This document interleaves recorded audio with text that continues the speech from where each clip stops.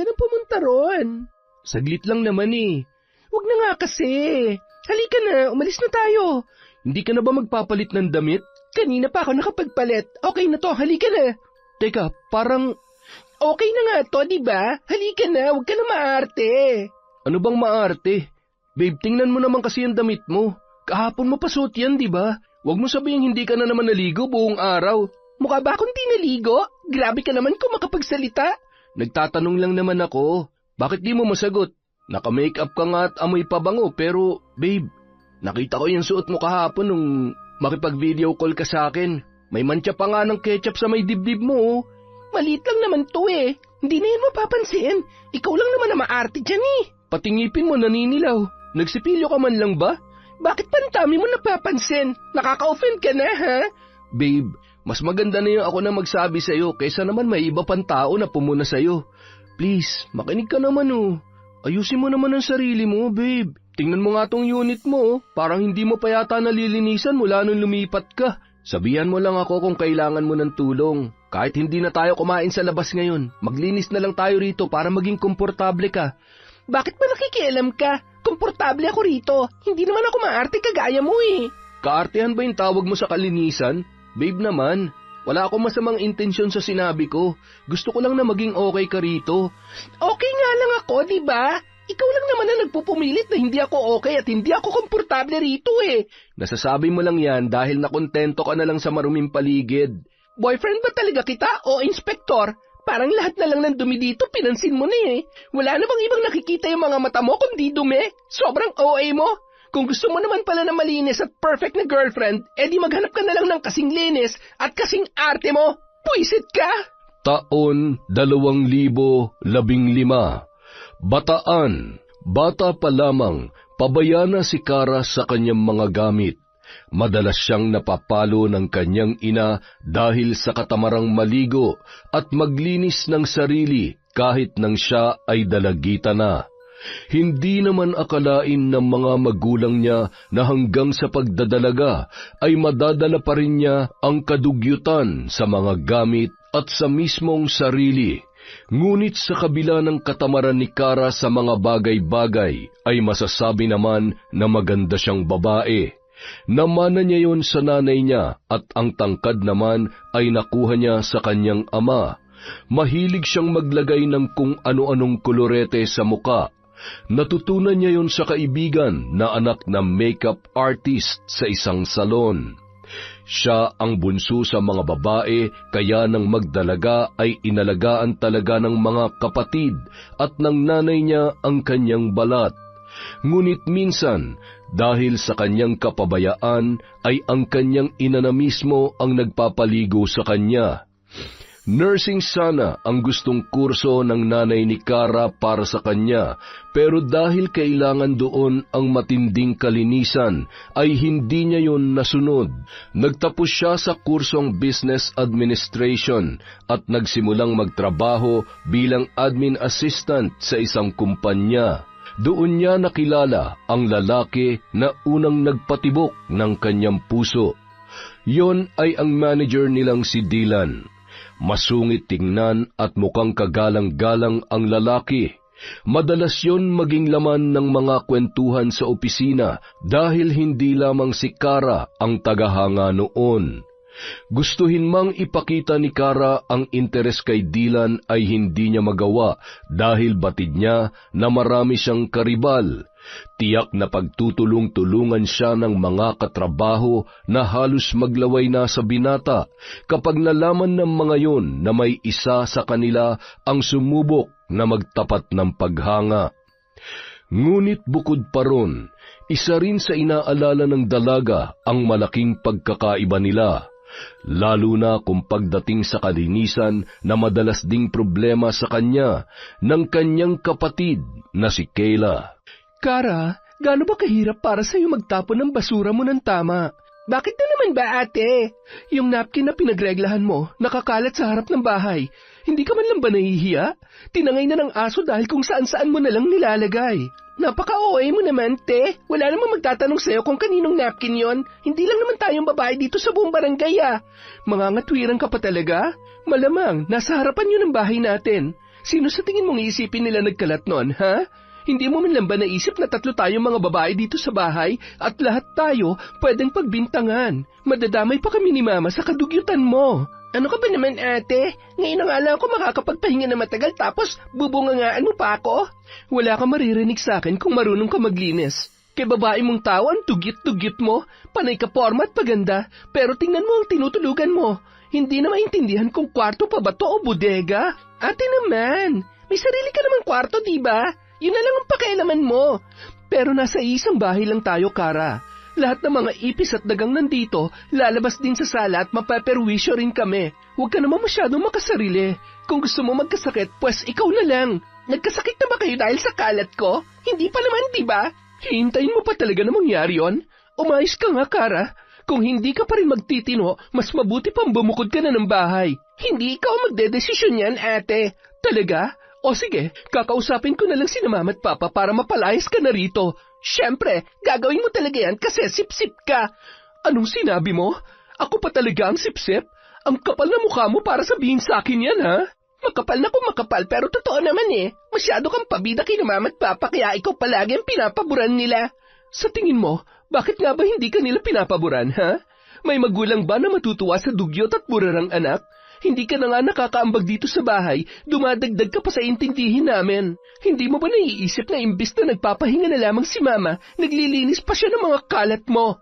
Eh di ikaw na malinis? Gusto mo bang palakpakan ko ang kalinisan ng pagkatao mo? Sobra ka na, Kara. Masyado ka ng bastos. Hintayin mo lang na makausap ko si Mama. Pag nangyari yon, magbalot-balot ka na. Malakas na isinara ni Kara ang pinto ng kanyang silid, matapos makipagtalo sa nakatatanda niyang kapatid. Hindi yon ang unang beses na nagkainitan ng dalawa dahil palagi na lamang siyang pinupuna ni Kayla. Mga bata pa lamang sila ay palagi nang napupuri ng mga magulang ang panganay niyang kapatid. Bukod kasi sa matalino ay masinop sa mga gamit si Kayla at masipag sa bahay. Hindi tulad niya na palaging nasa galaan at ang mas pinaglalaanan ng oras ay ang panlabas niyang itsura. Sapat na sa kanya na maganda siya sa paningin ng iba.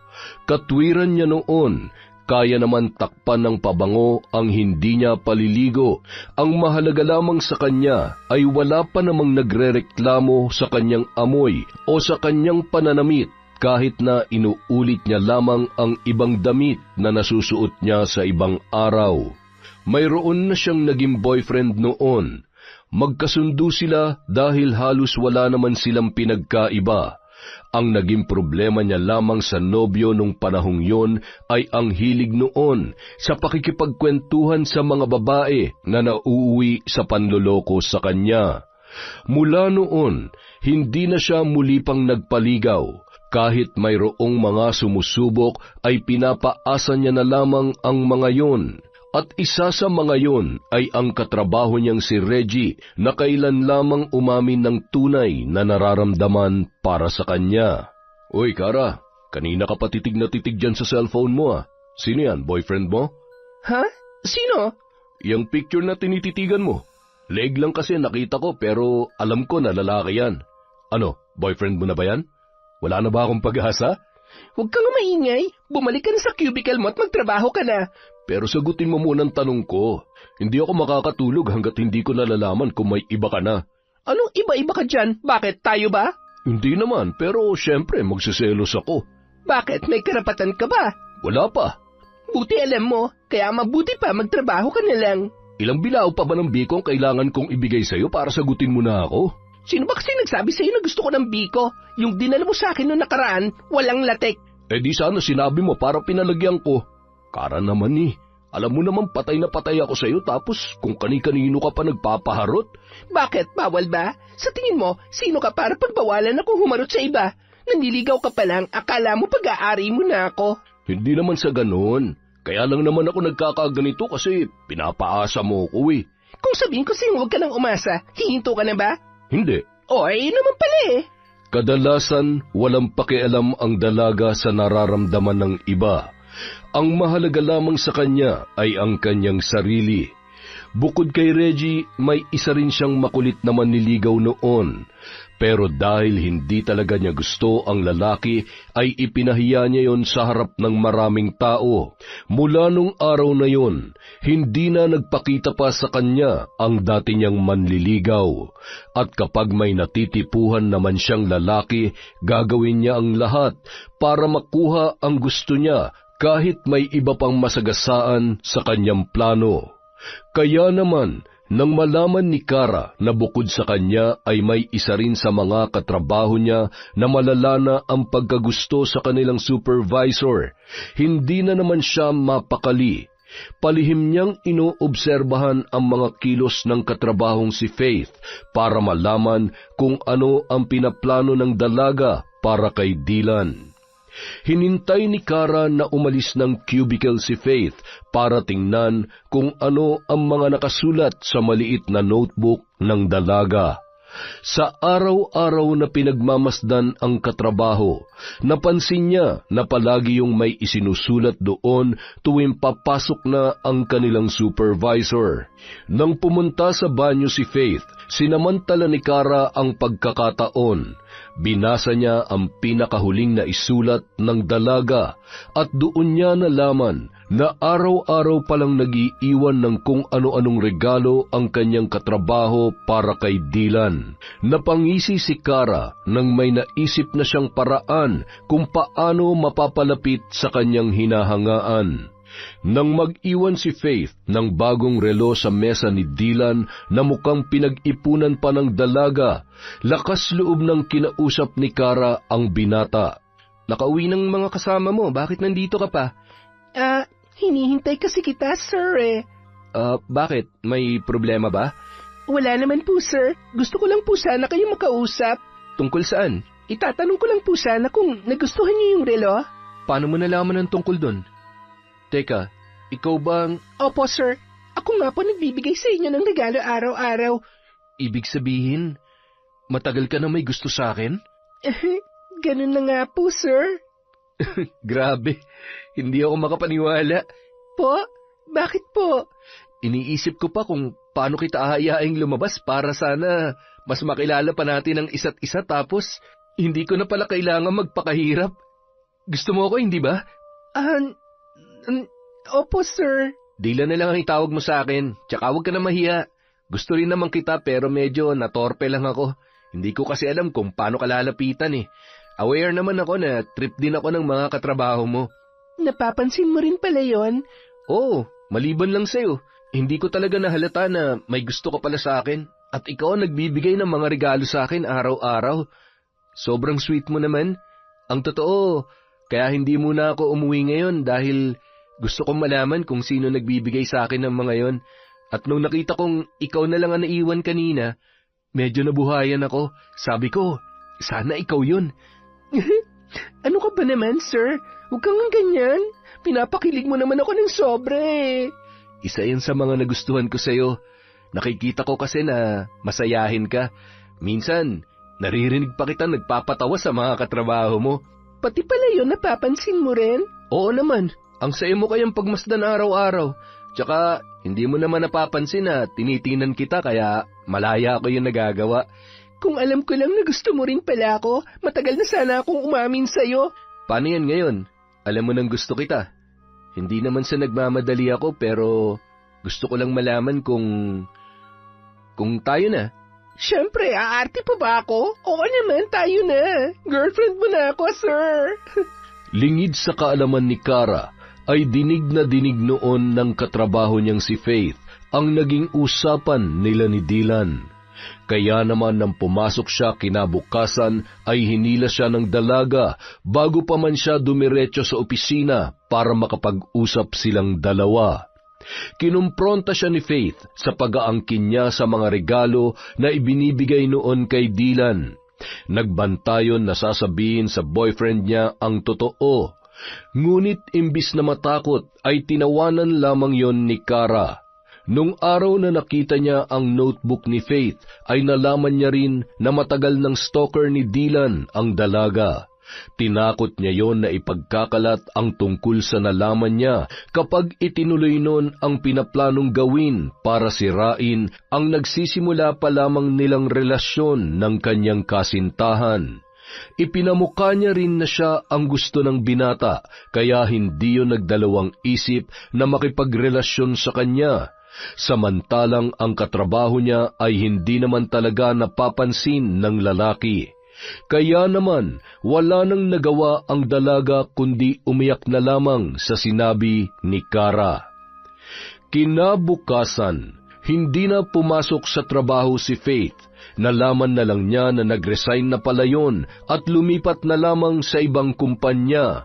Samantala, nagpasya naman sila ni Dylan na ilihim na lamang sa kanilang mga katrabaho ang kanilang relasyon para hindi sila magkaroon ng issue.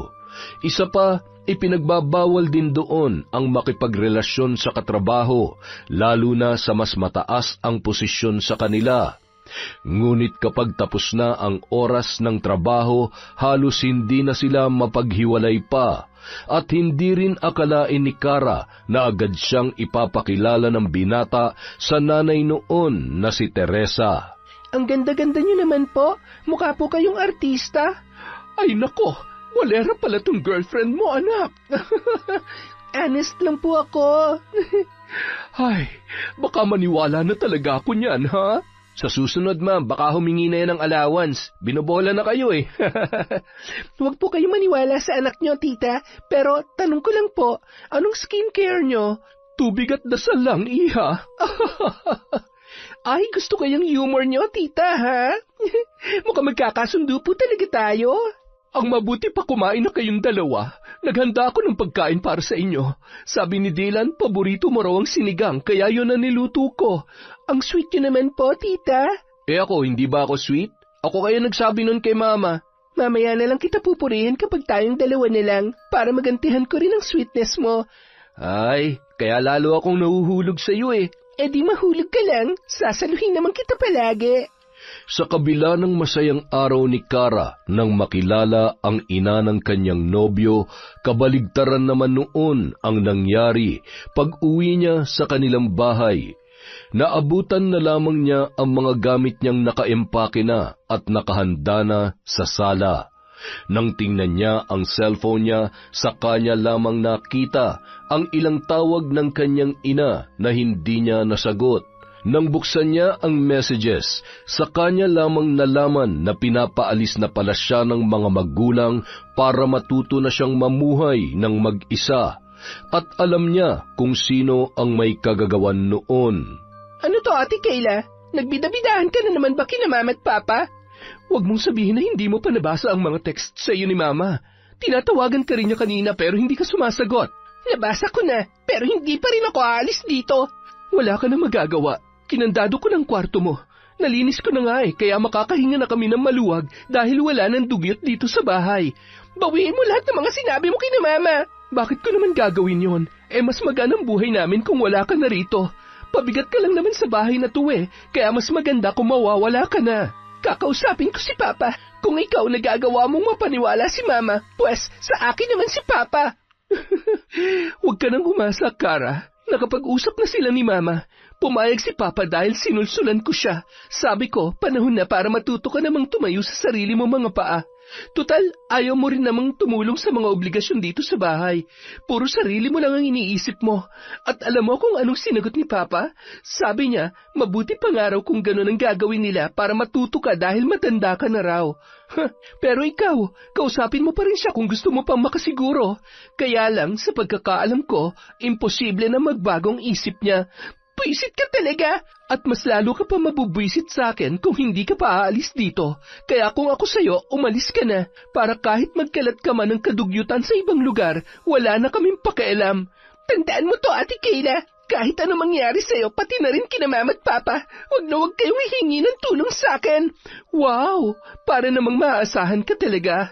Huwag ka mag-alala, baka ikaw pang humingi ng tulong sa amin dahil hindi ka namin kailangan, okay? Kaya umalis ka na at huwag ka na magpapakita pa sa amin.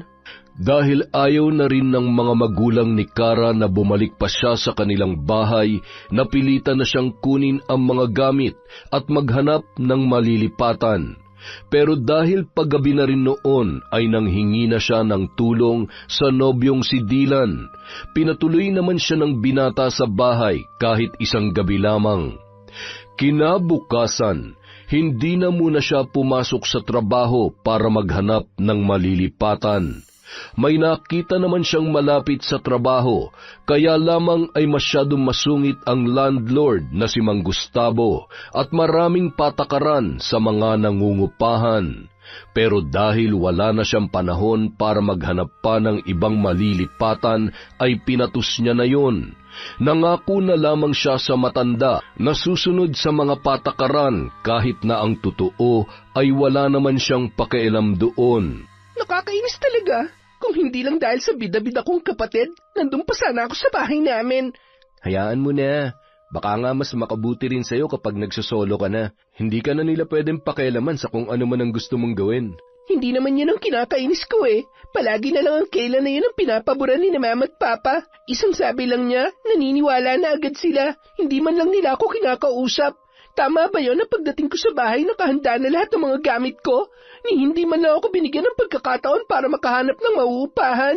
Kinailangan ko patuloy umabsent para makahanap ng malilipatan. Huwag mo na masyadong isipin na nangyari. Ayaw mo ba nun? Makakapunta na ako sa'yo kahit hindi ka magpaalam sa mga magulang mo. Sa bagay, basta lagi mo akong pupuntahan ha. Siyempre naman. Ngunit matapos ang unang pagbisita ni Dylan sa inuupahan ni Kara ay hindi na muli pang umulit ang binata. Ilang beses yung tinanong ng dalaga pero palaging umiiwas doon ang lalaki. Inisip na lamang niya na baka hindi yun komportable sa maliit na silid kaya hindi niya na pinilit pa. Samantala, habang tumatagal ay unti-unti na ring napapansin ni Dylan ang pagiging pabaya ng dalaga. Mula kasi nang makabisita ang binata sa inuupahan ay hindi niya na nagustuhan kung paano mag-asikaso ng mga gamit ang dalaga. Pagpasok pa lamang niya roon ay kalat na ang sumalubong sa kanya. Kaya naman kahit gusto pa niyang makasama si Kara ay nagpapaalam na siya at nagdadahilan na lamang para makaalis doon. Dahil hindi niya pwedeng sabihin sa kanyang ina ang nakita sa takot na madismaya yon sa kanyang nobya, ay kay Reggie na lamang siya naglabas ng saloobin. Tutal naman ay matagal na silang magkaibigan ng lalaki. Ano? Kayo ni Kara? Oo nga. Pasensya na kung ngayon ko lang nasabi. Ang gusto niya kasi ilihim na lang daw muna namin sa mga katrabaho natin. Alam mo naman, bawal ang office romance. Pero, kailan pa naging kayo? Actually, magto 2 weeks pa lang naman kami, pero ipinakilala ko na siya kay Mama. Kung ganon, legal na pala kayong dalawa. Oo, ganun na nga. Di ko alam na si Kara pala yung sinasabi mo na nagugustuhan mo dati dito sa opisina. Si Glyza kasi ang madalas mo nakakausap eh. Halata naman na may gusto sa akin si Glyza kaya lagi akong kinakausap. Kaya lang, di ko naman siya type eh. Pero kahit hindi ko siya gusto, kinakausap ko pa rin na maayos kapag lumalapit siya sa akin. Eh di, congrats na sa inyo, pre. Oh, bakit ganyan? Parang may kasamang pait ang pag-congrats mo. Teka, huwag mo sabihin na may gusto ka kay Kara. Sira ulo. Wala, di ko lang talaga inaasahan na magiging kayo. Eh sige, sinabi mo eh. Pero may sasabihin sana ako sa'yo. Sa atin lang to ah. Ano yun? Alam mo kasi... Ay, paano ko ba ito sasabihin? Parang ang awkward naman. Tungkol ba kay Kara? Paano mo nalaman? Eh siya naman talagang pinag-uusapan natin kanina pa. Ah, oo nga pala no. Oo, tungkol sa kanya. Pero, pre huwag mo talagang ikukwento to sa iba. Sus, para kang sira. Kailan ba ako nagkwento sa iba? Kung hindi mo pa nga ako kinausap, malamang panis ng laway ko dito. Sige na nga, eto na. Meron kasi ako napapansin kay Kara. Ano yun? Parang nag-uulit-ulit lang siya ng damit eh. Oh? Eh, tol, normal naman ang mag-ulit ng damit, di ba? Kahit naman tayo, ganun din eh. Hindi yun ang ibig kong sabihin. Ganito kasi yun. Nung Huwebes, inaya kong kumain sa labas si Kara. Sa pagkakaalala ko, natalsikan ng konting milk tea yung suot niyang inner. Kulay puti ang suot niyang top, tol. Kaya kitang-kita talaga yung kahit maliit na talsik lang. Kapag nilabhan mo yun, kahit kusot lang, mawawala yun. Pero kanina nung pumasok siya, yun ulit ang suot niya. Tapos nandun pa rin yung mancha ng milk tea. Parang hindi niya nilabhan. Napansin mo pa talaga yun? Tol, alam mo naman ako, di ba? Masyado akong conscious sa pananamit at kalinisan ko. Kaya ganun din ako sa mga taong nakakasama ko. Anong gusto mong palabasin? Na may pagkadugyot yung girlfriend mo? Tol, seryoso ka ba? Girlfriend mo yun tapos nagkukwento ka ng ganyan tungkol sa kanya? Alam ko namang girlfriend ko siya. Kaya nga sa'yo ako nagsabi kasi alam ko mapagkakatiwalaan kita. Tsaka hindi lang kasi yun ang napansin ko eh. Nung pinuntahan ko siya sa inuupahan niya, grabe tol. Puro kalat.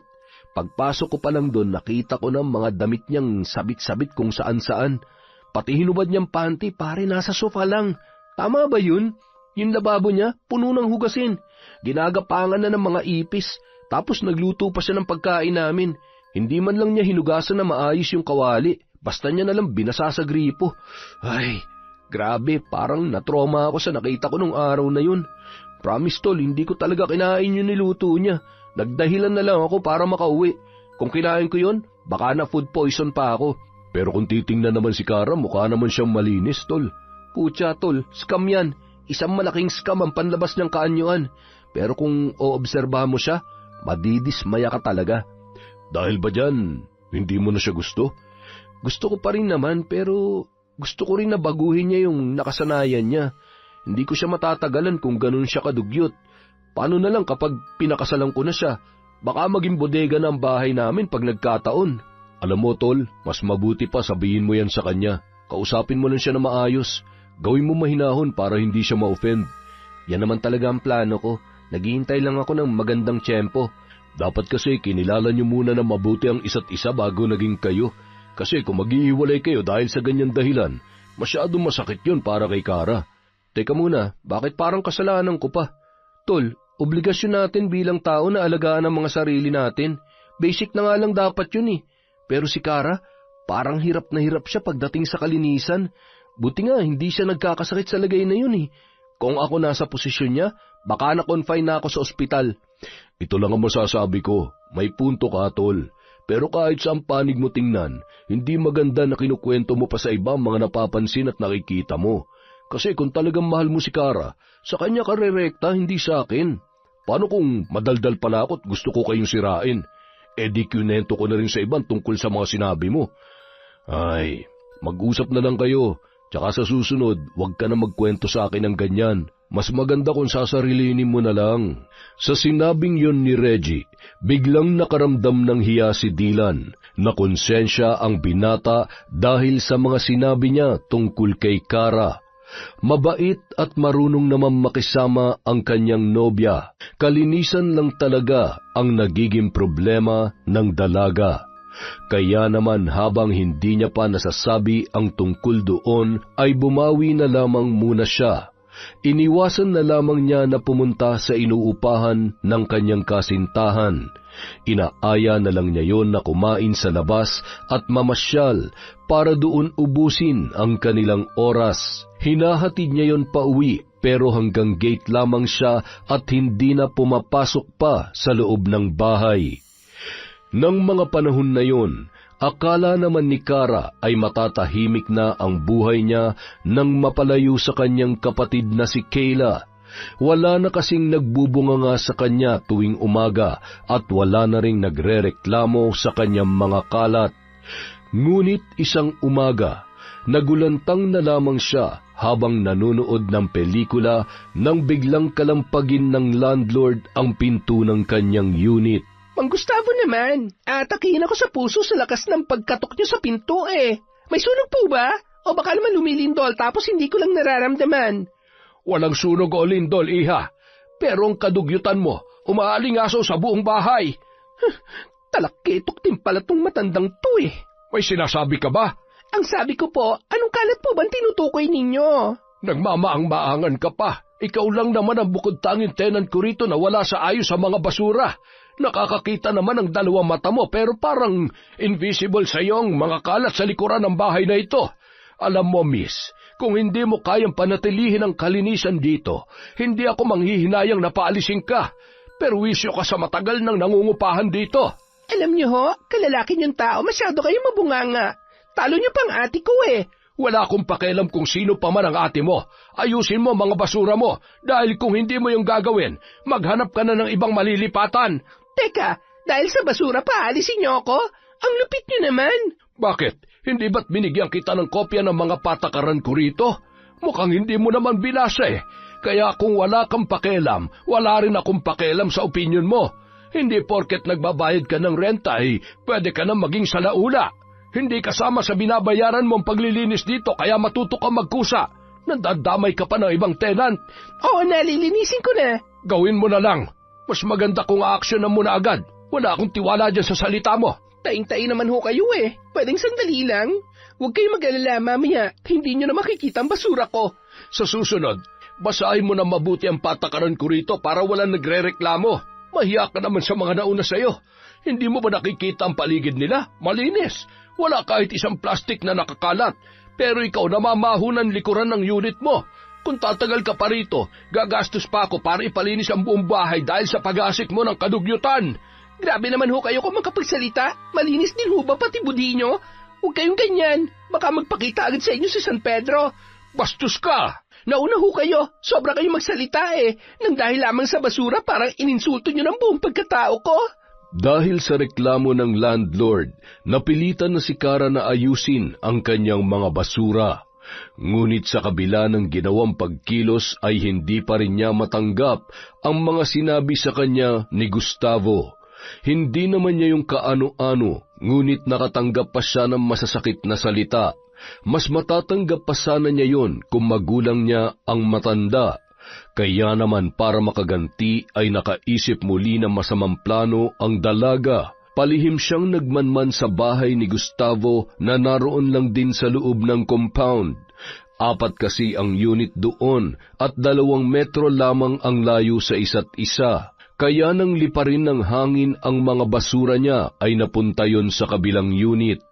Nasa pinakadulo naman ang bahay ng kanilang landlord at yun din ang may pinakamalawak na harapan ng bahay. Nang gabing yun, pasimple niyang sinilip sa bintana ang bahay ni Gustavo. Malinis yun kahit nag-iisa lamang ang matanda. Marahil ay masipag talaga yon sa kabila ng edad niya, kaya halos mahiya na lamang ang alikabok sa mga gamit mula sa sala hanggang kusina. Pag-ikot niya sa likuran ng bahay, doon niya napansin na hindi naglalak ang matanda ng pinto sa may kusina. Napangisi siya na makaisip ng paraan kung paano makakaganti sa mga masasakit na salitang binitawan noon sa kanya. Tingnan ko lang kung kakayanin ng sikmura mong gagawin ko sa iyong matanda ka. Ang dami-dami mong sinasabi sa akin. Pwes, hindi ka na makakapagsalita kapag natikman mong batas ng tinatawag mong dugyot. Nang sumunod na gabi, pinasok ni Kara ang kusina ni Gustavo. Dinukot niya mula sa bulsa ang nakaplastik na dumi ng daga na nakuha niya sa mga gamit niya na maghalungkat siya ng kwarto. Dinurog niya ang natutuyong dumi para hindi yun basta-basta mahalata kapag nilagay niya sa pagkain. Sakto naman noon na nakaluto na ang matanda. Binuksan niya ang kawaling naglalaman ng adobong manok. Mukhang yon ang ulam ng kanilang landlord sa hapunan. Nakangisi niyang ibinudbud doon ang kanyang dala at bahagyang hinalo ang ulam para hindi yun mahalata. Heto ng special ingredient para sa masarap mong hapunan, Mang Gustavo. Enjoy! Ngunit hindi akalain ni Kara na mauuwi pala sa isang trahedya ang ginawa niyang kalokohan. Pag-uwi niya galing trabaho, nalaman niya na isinugod sa ospital ang kanilang landlord. Nakibalita siya sa kapwa tenant, ngunit wala pa ring alam ang mga yon kung ano ang nangyari sa matanda. Hanggang sa may isang nakapagsabi na inatake raw yon sa puso.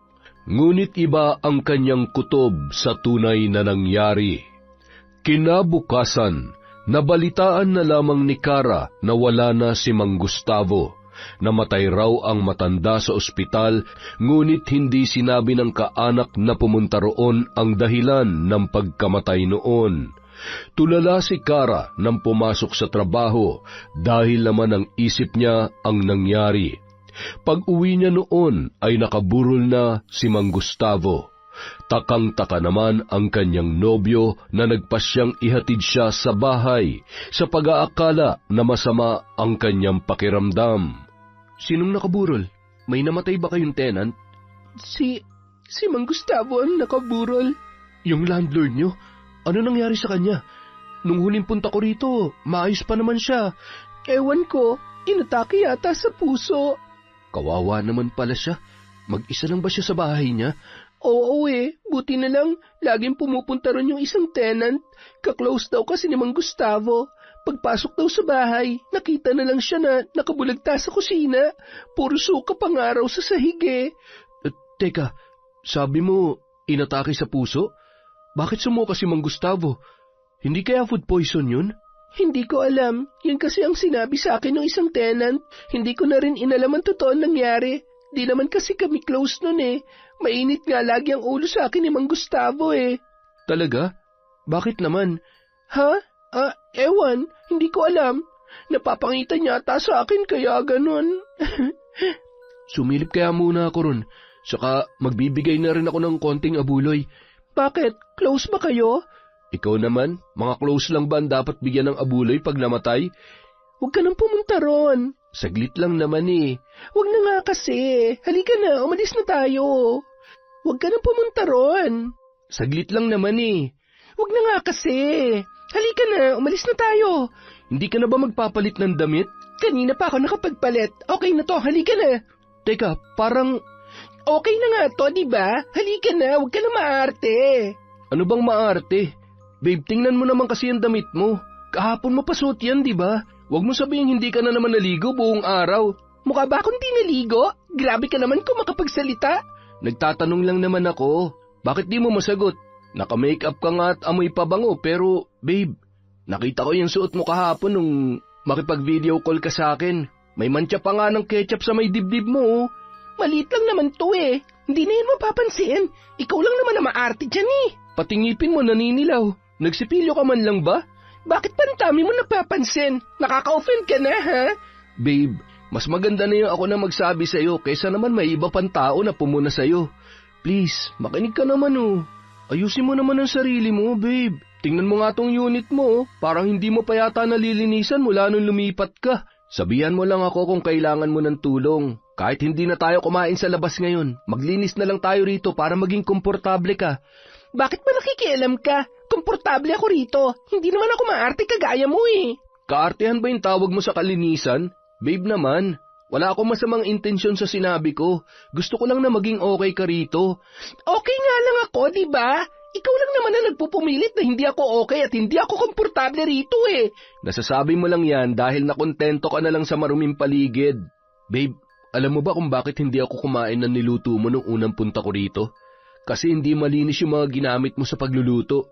Tingnan mo, hanggang ngayon, hindi ka pa rin nakakapaghugas ng mga kinainan mo. Hindi ka na rin naglalaban ng mga damit mo, kaya inuulit mo na lang yung sa tingin mo ay masusuot mo pa ulit. Nagpapabango ka na lang kapag hindi ka naligo at nagme-makeup para matakpan ng mga pimples mo. Babe, kaya ka maraming pimples dahil hindi ka rin nagpapalit ng punda ng unan mo. Boyfriend ba talaga kita o inspektor? Parang lahat na lang ng dumi dito pinansin mo na Wala namang ibang nakikita yung mga mata mo kundi dumi. Sobrang OA mo. Kung gusto mo naman pala na malinis at perfect na girlfriend, edi maghanap ka na lang ng kasing linis at kasing arte mo. Puisit ka! Imbis na ayusin mong sarili mo, yan pa talaga naisip mong solusyon? Ang maghanap ako ng ibang babae? Mukhang hindi mo nga talaga kaya magbago kapag nakasanayan mo na maging pabaya. Hindi ko babaguhin ang sarili ko para magustuhan lang ng ibang tao. Ganito na ako nun pa, kaya kung hindi mo ako kayang irespeto bilang ako, edi maghanap ka na lang ng ibang liligawan. Papahirapan mo pang sarili mo.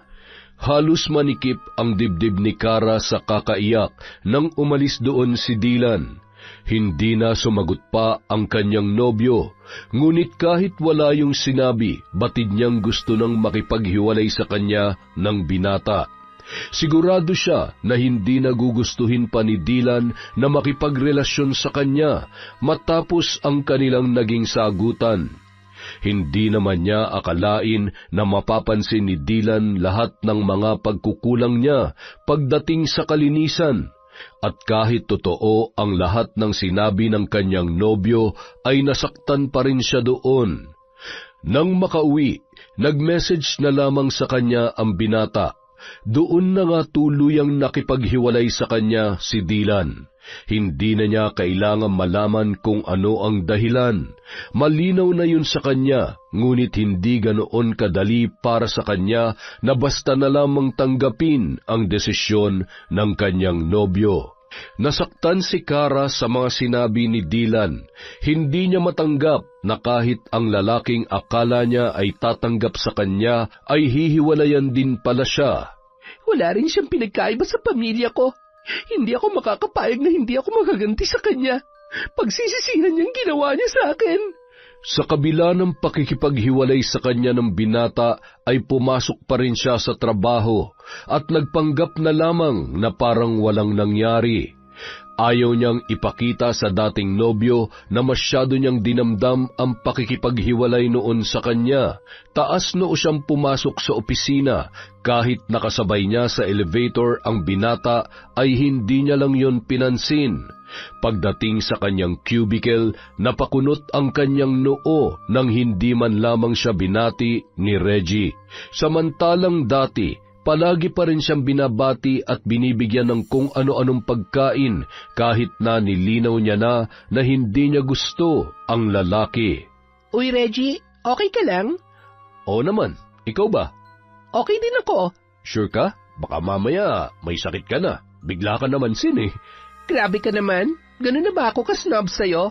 Oo, parang ngayon mo nga lang naisip eh. Sorry naman, pero teka, iniiwasan mo na ba ako? Nitong mga nakaraang araw, hindi ka na namamansin. Ngayon ko lang talaga na-realize na hindi mo na pala ako kinakausap. Baka naiinip ka lang kaya mo naisip na kausapin ako. Ang totoo, break na kami ng boyfriend ko, kaya malaya na ako makipag-usap ulit kahit kanino. Pinagbabawalan ka ba niya? Hindi. Gusto ko lang ipakita na seryoso ako sa kanya, kaya pasensya ka na kung hindi na kita pinapansin noon. Gusto ko sanang itanong kung bakit kayo nag-break, pero yung ex mo na lang sigurong tatanungin ko mamaya. Teka, kilala mo siya? Kung akala mo kilala mo na siya, wala ka pa sa kalahati ng pagkakakilala ko sa kanya. Paanong? Best friend ko lang naman si Dylan, no? Shh! Huwag kang maingay. Ano ka ba? Baka marinig ng mga katrabaho natin. Ano naman kung marinig nila? Break na kayo, di ba? Huwag ka na nga lang maingay. Ikaw lang ang nakakaalam nun dito sa opisina. Okay, sige. Mananahimik ako kung sasabihin mo sa akin ang dahilan ng pagbe-break ninyo. Bakit pa gusto mo pang malaman? Chismoso ka rin, ano? Dahil masyado kayong perfect para sa isa't isa. Napaka-imposible naman na maghiwalay kayo ng ganun-ganun na lang. Basta, huwag mo na lamang alamin. Kung hindi nagpa-apekto si Kara sa pakikipaghiwalay sa kanya ni Dylan, ay ganoon din ang ginawa ng binata. Muli ring nakipaglapit sa mga babaeng katrabaho ang lalaki na mas ikinagalit naman ng dalaga. Kinabukasan, pagpasok niya sa trabaho ay kinuwento niya sa mga kasamahan nila na naging sila ni Dylan, pero nakipaghiwalay siya sa lalaki dahil sa ginawang katarantaduhan noon. Ipinagkalat niya na si Dylan ang dahilan kung bakit na ospital ang kanilang landlord na si Mang Gustavo, dahil nilagyan noon ng dumi ng daga ang pagkain ng matanda. Mabilis na kumalat ang usap-usapan, kaya pagpasok pa lamang ni Dylan ay nagbulong-bulungan na ang kanilang mga katrabaho. Maging si Reggie ay nagulat din sa nabalitaan. Patay-mali siya naman siya sa nangyari at hindi nagpahalata na sa kanya nang galing ang kwentong yun. Kitang-kita ni Kara kung gaano naapektuhan ng pinakalat niyang tsismis ang kanyang dating nobyo. Hindi yun mapakali at tila hiyang-hiya sa kanilang lahat.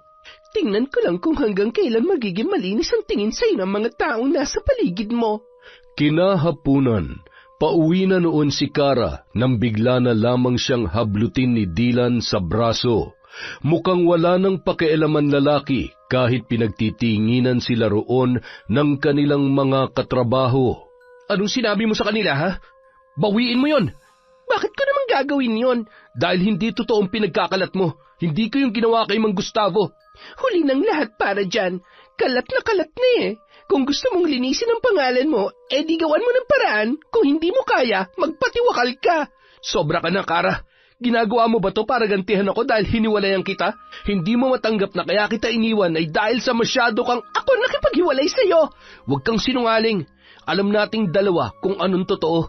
Hindi mo lang kayang tanggapin sa sarili mo na walang tatagal sa'yo dahil sa pagiging dugyot mo. Wow! Nagsalita ang malinis. Baka nakakalimutan mong dugyot ka rin. May namatay na nga dahil sa ginawa mo eh. Ako nga ba talaga? O ikaw? Bakit nga ba hindi ko naisip na posibleng ikaw ang gumawa nun kay Mang Gustavo? Ikaw ang may sapat na dahilan para gawin yun sa kanya. Tandaan mo to, Kara. Kakarmahin ka rin at sigurado ako nagagapang ka para magmakaawa dahil sa ginawa mo. Tigilan mo nga ako sa pagbabanta mong yan. Baka gusto mong kasuhan pa kita. Ay hindi. Mauuna pa pala magkaso sa'yo ang kamag-anak ni Mang Gustavo.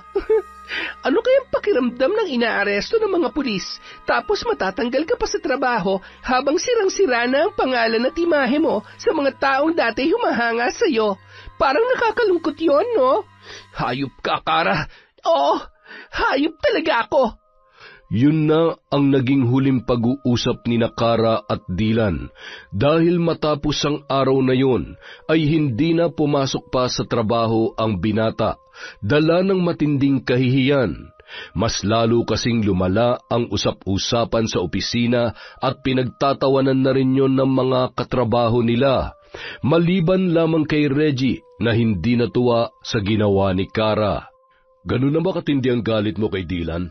Para siraan mo siya ng ganun sa katrabaho natin? Alam mo malaki na wala sa kanya, Kara.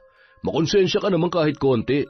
Pinaghirapan niya na makuha ang posisyon sa trabaho, tapos mawawala lang lahat ng yun dahil sa paninira mo na wala namang katotohanan? Paano mo naman sabing hindi yung totoo, ha? Nandun ka ba nung mangyari ang katarantaduhang ginawa niya? Please lang, Reggie, huwag mo nang pagtakpan ng kaibigan mo. Hindi ko siya pinagtatakpan. Gusto ko lang protektahan ng reputasyon ng kaibigan ko dahil alam kong hindi niya magagawa ang binibintang mo sa kanya, Kara. Ang tindi mo rin no? Ganyan ka ba talaga kasama? Naging mabuting boyfriend naman sa'yo si Dylan Gusto ka pa nga niyang tulungan Naging mabuti? Baka hindi mo alam na napaka-arte ng kaibigan mong yon. Kala mo kung sino malinis ang pagkatao. Wala akong masasabi kay Dylan dahil mabuting tao ang pagkakakilala ko sa kanya. Nandun na tayo sa may pagka-OA siya pagdating sa kalinisan, pero ikaw, minsan ba naisip mo man lang na may mga tao nang napapahamak dahil sa kadugyutan mo? Hindi na yung simpleng problema lang, Kara, lalo na ngayon na may namatay na nang dahil sa ginawa mo. Wala akong ginagawang masama. Sige, paniwalaan mo sarili mo sa kasinungalingan mo, pero itong tandaan mo, aalingasaw rin ang baho mo, Kara.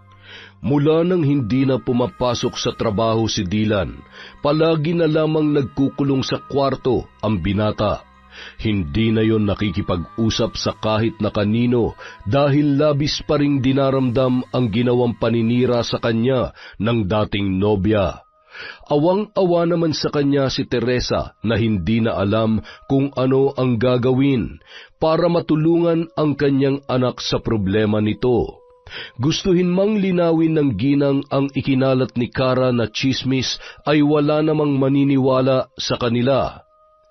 Kinabukasan, nagpasya na si Teresa na puntahan si Kara sa inuupahan para kausapin tungkol sa ginawang paninira sa kanyang anak. Naabutan niya naman noon ang dalaga na abala sa pagsiselfie sa harap ng paupahan pagdating niya roon. Kara? Pwede ba tayong mag-usap? Ay, kahapon si Reggie ang kumausap sa akin. Ngayon kayo naman. Tita, please lang, kung tungkol lang to kay Dylan, huwag na kayo mag-aksaya ng panahon. Talaga bang hindi ka man lang nakukonsensya sa ginawa mo sa anak ko? Alam mo ba kung ano naging epekto sa kanya ng ginawa mo? Huwag na nga kayo magdrama dito. Kung ano man ang pinagdaraanan niya, wala na ho akong pakialam doon. Hiwalay na kami, hindi ho ba? Tsaka kasalanan niya naman kung bakit yun nangyari sa kanya. Kaya kung pwede ho, tantanan niyo na ako. Walang kasalanan ng anak ko. Hindi totoo ang binibintang mo sa kanya. Isa pa po kayo eh. Bakit? Nandun din ba kayo na mangyari yon? Pareho lang kayo ni Reggie. Bawiin mo mga sinabi mo tungkol sa kanya at linisin mo ang pangalan ng anak ko. Baka sakaling mapatawad pa kita. Hay tita, hindi ko naman hinihingi ang kapatawaran nyo.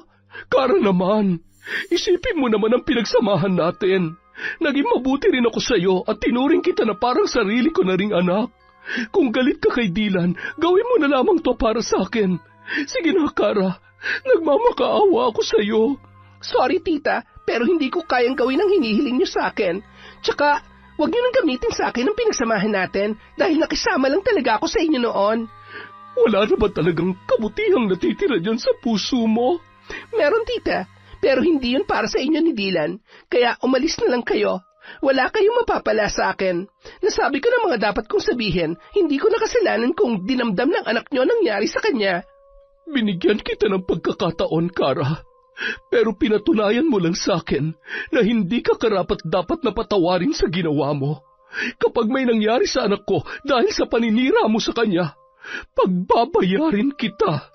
Sa hindi maunawa ang dahilan, biglang kinilabutan si Kara sa klase ng tingin na ipinukul sa kanya ni Teresa ng mga sandaling yon matapos siyang pagbantaan. Hindi na siya nakapagsalita pa hanggang sa makaalis ang ginang. Hinabol na lamang niya yon ng tingin habang papalabas ng compound. Ngunit kinagabihan lamang, nahimasmasan na rin si Kara sa ginawang pagbabanta sa kanya. Imbes na itama ang ginawa niyang paninira kay Dylan, ay mas lalo niya pa yung pinalala. Sunod naman niyang ipinakalat na may namamagitan kina Dylan at sa sarili nitong ina. Ayoko na sanang ilabas pa to pero hindi nila ako tinitigilan sa pagbabanta nila sa akin. Kitang-kita ng mga mata ko na naghahalikan sila mag-ina. Nang imbitahan ako ni Dylan sa bahay nila, imbis na ako ang tabihan niya, doon siya umupo sa tabi ng nanay niya. Alam niyo ba, sinadya kong ihulog ang hawak kong tinidor dahil medyo nagdududa na ako noon sa kanilang dalawa. At nung yumuko ako sa may ilalim ng mesa, nakita ko si Dylan na hinihipuan ng nanay niya. Kadiri sila mag-ina. Tapos ngayon, ang lakas pa ng loob nila na pagbantaan ako na para bang napakalinis ng pagkatao nila. Hay, ang kakapal na mukha. Napangiti na lamang si Kara nang mapaniwala niya ang kanyang mga katrabaho sa panibago niyang paninira kay Dylan at sa ina nitong si Teresa. Siniguro din niya na makakarating yon sa dating nobyo. Ngunit sa hindi inaasahang pangyayari, nakarating sa kanya ang balitang nagpatiwakal ang binata dahil hindi na nakayanan ang pinagdaraanan noon. Nakita mo bang ginawa mo, ha? Masaya ka ba na may isa na namang namatay dahil sa kagagawan mo? Napakasama mo, Kara. Karmahin ka sana ng malala. Dapat sa kagaya mo hindi na binubuhay eh. Hindi ko naman nakalain na magpapakamatay si Dylan. So ano, hindi mo na naman kasalanan? Nakakagago ka na eh. Matapos mong sirain ang kaibigan mo, sa tingin mo inosente ka pa rin? Putya, pati si tita dinamay mo pa? Anong klase kang tao, ha? Tao ka pa ba sa lagay na yan? Sagad sa buto ang kademonyohan mong hinayupak ka. Hoy, wala kang karapatang kausapin ako ng ganyan. Alam mo, kung kaya lang kitang isumpa, matagal ko nang ginawa. Ni wala ka man lang naramdaman kahit kaunting pagsisisi. Hindi ko naman nakalain na aabot pala si Dylan sa pagpapakamatay ha. Ang gusto ko lang naman, pagsisihan niya mga sinabi niya sa akin. Yan ang problema sa'yo. Masyado kang makasarili. Puro sarili mo lang ang iniisip mo. Kapag nasaktan ka, gusto mo kaagad makaganti dahil ayaw mong tumanggap ng puna mula sa ibang tao, kahit na totoo naman ang sinasabi nila. Huwag ka na magpanggap na parang napakabuti mo, Kara, dahil kahit malayo ka pa, umaalingasaw ng nabubulok mong pagkatao. Dahil sa natanggap na balita, hindi nagawang makatulog ni Kara. Unti-unti na siyang nilalamon ng konsensya dahil sa ginawa niyang paninira kay Dylan at sa nanay nito. Hindi niya inaasahan na hahantong din yon sa isang trahedya, tulad na nangyari kay Mang Gustavo. Sa takot na muling sugurin ni Teresa, ay kaagad siyang nag-empake ng mga gamit para bumalik sa kanilang bahay. Nagmakaawa siya sa mga magulang para makabalik doon. Humingi rin siya ng tawad sa kapatid na si Kayla at kinumbinsi yun. Bagamat hindi pa rin natutuwa ang kanyang ate sa pagbabalik niya, ay nakinig na lamang yon sa kanilang mga magulang na nagdesisyon na magsama-sama na lamang silang muli bilang isang pamilya. Ngayong nandito ka na ulit, sana naman matuto ka na maglinis para hindi na kita bubungangaan araw-araw. Ate, please, wag ngayon. Wow! So, kailan pala pwede? Kapag trip mo lang makinig? Kung hindi mo babaguhin ang ugali mong yan, malaking problemang idudulot yan sa'yo. Nangyari na nga, ate. Ha? Anong ibig mong sabihin? Wala. Doon na muna ako sa kwarto para makapag-ayos na ako ng mga gamit ko. Sus, kala mo naman talaga mag-aayos siya ng gamit. Sigurado akong titingnan mo lang ang mga yan hanggang mamaya, hanggang sa maiwan mo na lang at pabayaan. Pagsapit ng hating gabi, nanatiling nakatulala si Kara sa mga gamit niyang hindi niya pa naayos sa kanyang silid. Hindi niya alam kung paano siya magsisimula gayong masyadong okupado ang isip niya dahil sa nangyari sa dating nobyo. Hindi niya maitatanggi na mahal pa rin niya ang binata, ngunit dahil sa nagawa niyang paninira ay hindi lamang isang buhay ang kanyang nasira. Sa pagkawala ni Dylan, siguradong matindi ang galit ni Teresa sa kanya at natatakot siya sa posibleng gawin ng ginang para siya ay maparusahan. Ayaw niyang makulong. Wala pa siyang napapatunayan sa pamilya niya at puro sakit sa ulo pa ang kanyang ibinibigay. Hindi niya alam kung paano tatanggapin ng mga magulang niya ang katotohanan na may 2 buhay na nawala dahil sa kagustuhan niya na makapaghiganti. Ilang sandali pa, natigilan si Kara nang biglang magpatay-sindi ang ilaw sa kanyang kwarto. Napatayo siya mula sa kanyang kinauupuan. Napakurap-kurap siya at biglang kinabahan. Maya-maya pa, muntik na siyang mapasigaw nang bigla na lamang lumitaw ang figura ng isang lalaking nakatayo sa may pintuan ng kanyang banyo. Nakatalikod yun sa kanya kaya hindi niya mamukaan. Sino ka? Paano ka nakapasok dito?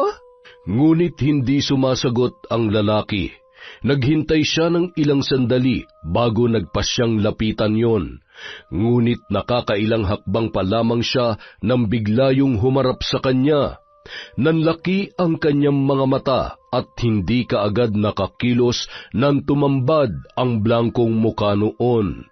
Bumaba ang tingin niya sa itim na marka sa leeg ng lalaki na tila ba bakas ng lubid.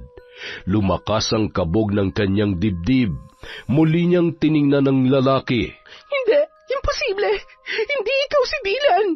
Muli siyang napasigaw nang tumulo ang pulang likido mula sa ulo ng lalaking walang muka. Pumatak yun sa sahig at umagos patungo sa kanyang mga paa. Nanginig ang buong katawan niya sa takot nang maramdaman ang likidong dumampi sa kanyang balat. Ilang sandali pa, muntik na siyang panawan ng ulirat nang lumapit sa kanya ang lalaki at mahigpit na hinawakan ang kanyang leeg. Unti-unting nanikip ang kanyang dibdib. Nang bitawan siya ng lalaki, ay bumagsak siya sa sahig habang sapo-sapo ang kanyang dibdib. Habol hininga pa rin siya ng mga sandaling yon. Patay-sindi pa rin ang ilaw, ngunit makalipas ang ilan pang sandali ay tuluyan ng dumilim ang buong paligid. Tatayo na sana siya para lumabas nang makarinig siya ng ingay na animoy may kung anong maliliit na nagtatakbuhan sa sahig. Kinapa niya ang cellphone na ipinatong sa kanyang kama. Nang sa wakas ay magkaroon ng konting liwanag, halos nabingi siya sa sariling sigaw nang magtakbuhan ang maliliit na daga sa kanyang paanan. Bago pa man siya makakilos ay pinagkakagat na ng mga yon ang kanyang paa at ang magkabilang binti niya. Sa tindi ng nararamdamang takot, ay doon na siya tuluyan nawalan ng ulirat. Hoy, Kara, ano ba nangyayari sa'yo? Aray, bakit mo naman hinihila ang buhok ko, ate? Ang sakit-sakit kaya? Kanina ka pa sigaw ng sigaw. Ano ba nangyayari sa'yo? Ha? Sumisigaw ako? Oo, kanina pa. Pati si mama nagising na dahil sa'yo. Tingnan mo, nakatulog ka na dyan sa sahig. Teka, ano yan? Bakit may mga sugat ka sa binti mo? Pati braso mo meron na rin. Anong kumagat sa'yo? Sugat? Hindi. Panaginip lang dapat yun. Gaga, hindi ka na nanaginip. Gusto mong sapakin kita para matauhan ka? Tumayo ka na dyan at linisin mo yung mga sugat mo. Baka mamaya mga daganang kumagat sa'yo. Paano kasi kararating mo lang dito, puro kalat na naman tong kwarto mo? Ay, hindi ko na alam ang gagawin ko sa'yo, Kara. Natulala na lamang si Kara nang iwan siya ng kanyang kapatid. Buong akala niya panaginip lamang ang nangyari sa kanya. Ngunit ang kanyang ipinagtataka, wala namang bakas ng dugo sa sahig, gaya ng nakita niya nang biglang lumitaw ang figura ng lalaking kawangis ng dati niyang nobyo. Pero ang mga sugat sa katawan niya ay totoo. May mga marka pa roon ng ngipin ng mga daga na kumagat sa kanya. Nasaan naman ngayon? Siguradong dito lamang sila nagtatago. Bakit bigla na lang silang nawala? Kailangan ko maalis ang mga pesting yon. Hindi ako papayag na mumukbangin na naman nila ako mamayang gabi.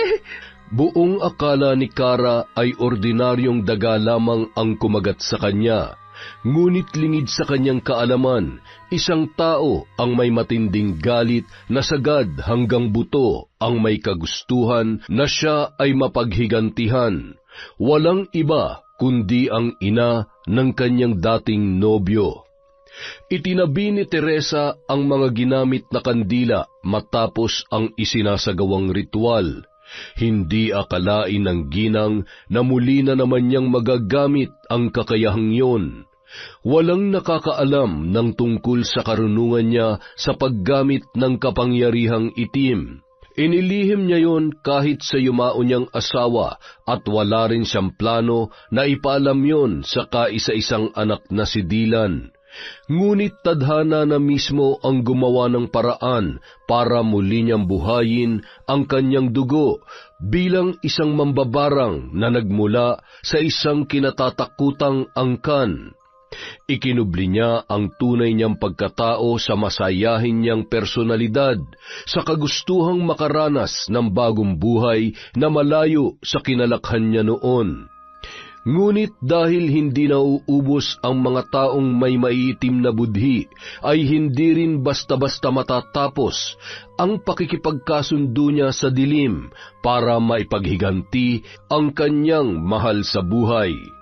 Matapos makausap ang matalik na kaibigan ni Dylan na si Reggie, ay saka pa lamang niya nalaman na may ginawa na namang panibagong paninira si Kara.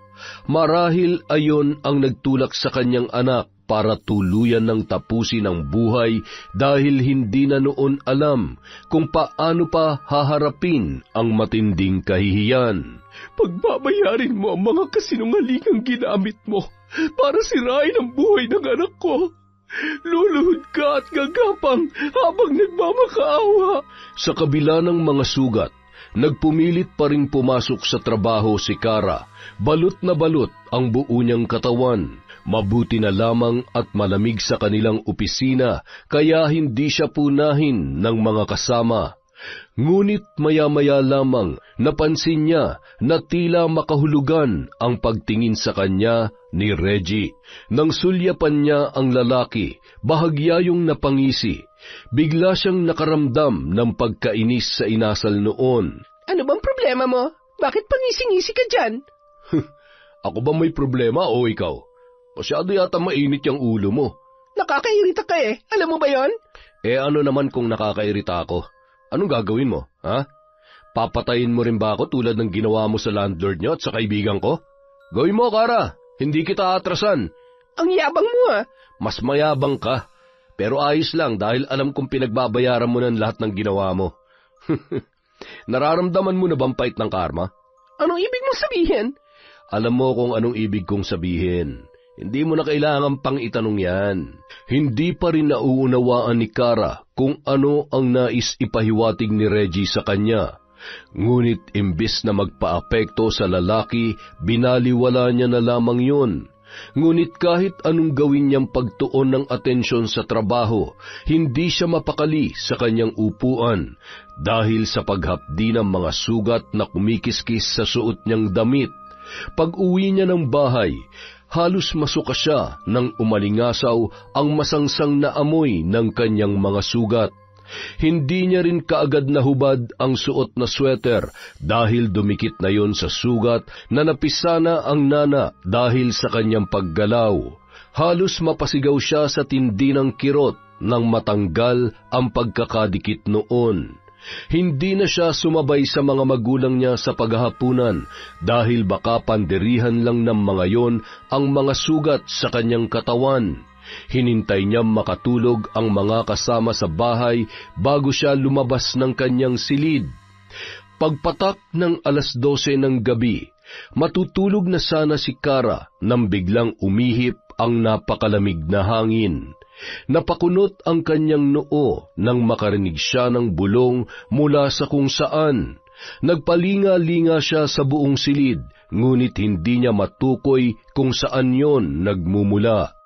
Ilang sandali pa, sumigid ang matinding kirot mula sa kanyang mga sugat. Nang sulyapan niya ang kanyang binti, nagkaroon ng malaking bitak sa gitna ng bawat sugat na yon. At mula roon, naglabasan ang maliliit na uod. Napatili siya at wala sa sariling pinaghampas ang binti niya sa pag-aakala na mawawala ang mga yon. Mas lalo pang dumami ang mga uod sa kanyang sugat at gumapang na yon patungo sa kanyang muka. Patakbo siyang nagtungo sa banyo para banlawan ng tubig ang kanyang muka, ngunit ni isa sa mga yon ay hindi man lamang natanggal sa kanyang balat. Makalipas ang ilang sandali, umabot na ang mga uod hanggang sa kanyang mata. Mariin siyang napapikit para hindi makapasok ang mga yon. Nagtiis na lamang siyang mangapa habang papalabas ng banyo.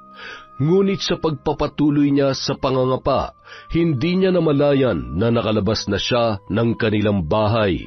Sa kanya lamang yon napagtanto nang sinubukan niyang idilat ang kaliwa niyang mata. Ha? Paano ko napunta rito? Pinihit niya ang seradura ng pinto, ngunit hindi niya yun mabuksan. Maya-maya pa, naramdaman na niya ang mga uod na nagpupumilit na pumasok sa nakadilat niyang mata. Dali-dali niya yung ipinikit at kinapa na lamang ang hawakan ng pinto para muli yung subukang buksan. Ngunit bigo siyang magawa yun. Kinalampag niya ang pinto at nagsisigaw sa pagbabaka sakali na maririnig siya ng mga magulang o ng kanyang kapatid na si Kayla, ngunit tila walang nakakarinig sa kanya. Hindi maunawaan ng dalaga kung bakit yon nangyayari. Nang mga sandaling yon, tila siya ay nasa ilalim ng isang sumpa. Ilang sandali pa, tila may sariling isip ang kanyang mga paa na maglakad palabas ng kanilang bakuran. Nanatili pa ring nakapikit ang kanyang mga mata habang patuloy na humahakbang. Hindi niya alam kung saan siya dadalhin noon. Hindi niya rin maidilat ang kanyang mga mata. Napahikbi na lamang ang dalaga. Makalipas ang ilang oras ng paglalakad, ay naramdaman niya na ang hapdi ng kanyang mga paa na nagkasugat-sugat na. Dumagdag pa ang malamig na paligid. Niyakap niya ang sarili, ngunit kaagad din niyang ibinaba ang mga braso nang muling kumirot ang kanyang mga sugat. Mula sa patuloy na paglalakad, kusang huminto si Kara sa isang pamilyar na lugar. Doon niya idinilat ang kanyang mga mata at hindi na inalintana ang mga uod na nagpupumilit na sumiksik sa kanyang mga talukap. Ha? Anong ginagawa ko rito sa bahay ni Nadilan? Kaagad na nasagot ang mga katanungan niya nang bumukas ang pinto ng bahay sa kanyang harapan. Mula roon, lumabas si Teresa na blanko ang ekspresyon habang nakatitig kay Kara. Tita, kayo po ba ang... Oo, ako ang may kagagawa na nangyayari sa iyo ngayon. Ano, Nahihirapan ka na ba? Nararamdaman mo na ba ang hirap na ipinaranas mo sa anak ko? Tita, patawarin niyo na po ako. Pakiusap, tulungan niyo po ako mawala ng sakit na nararanasan ko ngayon. Hindi ko naman po ginustong mawala si Dylan. Kung hindi mo siya ginustong mawala, hindi mo sana siya sinaktan. Patawarin niyo na po ako, tita. Pinagsisisihan ko na po lahat ng ginawa kong paninira kay Dylan. Patawarin niyo na po ako. Alam kong humihingi ka lang ng kapatawaran ngayon dahil nahihirapan ka na sa sitwasyon mo. Paano kung komportable ka pa rin, ha? Maiisip mo bang humingi ng tawad at pagsisihan ang mga paninirang ginawa mo? Kung kinakailangan ko pong pagbayaran sa ibang paraan ng nagawa ko, tatanggapin ko po, tita. Patawarin niyo lamang po ako. Ayoko na po ng ganito, parang awa niyo na. Sa kagustuhang mapatawad ay lumuhod si Kara sa harapan ni Teresa. Niyakap niya ang mga paa ng ginang habang lumuluha at nagmamakaawa. Hindi ko alam kung kaya pa kitang patawarin, Kara. Pero sige, tatapusin ko ng paghihirap mo sa isang kondisyon. Sabihin niyo lamang po, tita. Gagawin ko po kahit na ano. Linisin mong pangalan ng anak ko at isa lang ang paraan para magawa mo yon. Panagutan mo ang mga nagawa mong kasalanan. Pumayag si Kara sa kondisyon ni Teresa. Hindi niya maintindihan kung paanong nagbago ang isip niya sa loob lamang ng isang gabi. Ngunit isa lamang ang malinaw sa kanya. Nakakatakot ang naging karanasan niya dahil sa sumpa ni Teresa at hindi niya nagugustuhin pang maranasan yon kahit kailan. Inamin ni Kara na siya ang naglagay ng dumi ng daga na siyang nakasama sa kondisyon ni Mang Gustavo. Gaya ng inaasahan, nagsampa ng kaso sa kanya ang kamag-anak ng matanda. Binawi na rin niya ang mga sinabi niya tungkol kay Dylan at nilinis ang pangalan ng dating nobyo. Ngunit ang kapalit noon ay pagdurusahan niya ang mga naging pagkakamali sa loob ng selda. Tinanggap niya ang kaparusahang iyon dahil para sa kanya, hindi hamak na mas kakayanin niya magdusa sa loob ng kulungan sa matagal na panahon kesa mamatay dahil sa sumpa ng barang. Isa yung malaking bangungot para sa kanya. Sa kabila ng pagkadismaya sa mga nagawa niya ay hindi naman siya pinabayaan ng kanyang mga magulang. Kahit si Kayla na madalas niyang nakakaaway ay nahabag sa kanyang kinahinatnan. Hindi niya akalain na sa ganoong pagkakataon pa sila magkakasundo ng nakatatanda niyang kapatid. Labis niyang pinagsisihan ang ginawang paninira na naging sanhi ng pagkawala ng mga inosenteng buhay ng mga taong minsan din na naging bahagi ng kanyang buhay. Naging makasarili siya, kaya nararapat lamang na pagdusahan niya ang lahat ng mag-isa. Ginugol ni Kara ang panahon niya sa loob ng kulungan, kasama ang mga tulad niyang may nagawang mabigat na kasalanan at nakasakit ng kanilang kapwa. Ngunit sa kabila ng mabigat niyang karma, hindi siya nawalan ng pag-asa na magkakaroon pa siya ng panibagong pagkakataon para mabago ang kanyang kapalaran. At kapag nangyari yon, ay mas pipiliin niya na maging mabuti at hindi isang tao na mapanakit sa kanyang kapwa. Yon! Isa na naman pong malupit na kwento mula sa ating channel. Wala talagang may dudulot na maganda ang pagiging makasarili ng isang tao.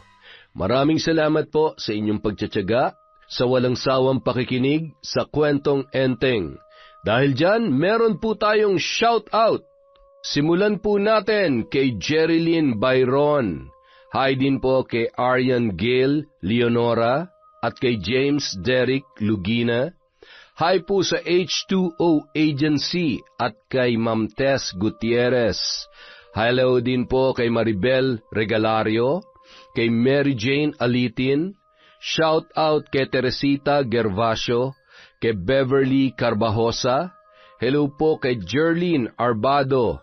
Shout out kay Norsen TV, kay Kane Third Lang, J-Best Lagro at BF Noli Lacorte from Lean Kaunes. Hi po sa Dubalan at Daklitan family from Cliven Dubalan. Shout out po kay Miko, Ann, Kate, Pipe, Hana, Audrey, JD, Nico, Sabi, Santi, Gab at Carmel from Lea Gawaran. Shout out po kay Marites Nalika, sa lahat ng staff ng R. Reyes Pizza Hub, especially sa Commissary Department from Ria Mojado. Hello po kay Cristina Vargas at Milagros Frias from Bicol. Shout out kay Glenn Boy de la Cruz, kay Arnel Claridad, kay Mabel from Singapore, sa Flores at Naong family from Alma Naong. Hello po kay Jomer, Marvin, Mama Maya from Maribel Paralejas. Hello po kay Gemma Garcia, kay Ray Buendia, Jenny May, Billy Ray from Lucy Buendia. Shout out po kay Ian Buen. Hi kay Jing Estrada from Daman, Saudi Arabia, kay Marilyn Matandao, sa Martinez, Del Barrio, Cruzate at Mojica family from Asia Makalindong. Hi kay Richard Rivera, hi kay Nono Hugan Ed at Mario from Junel Fuentes. Hi po kay Jerufa, May, Confessor, Miss Vampire at syempre, hi po kay LSC. Maraming salamat sa walang sawang pagsuporta mula sa Kwentong Enteng.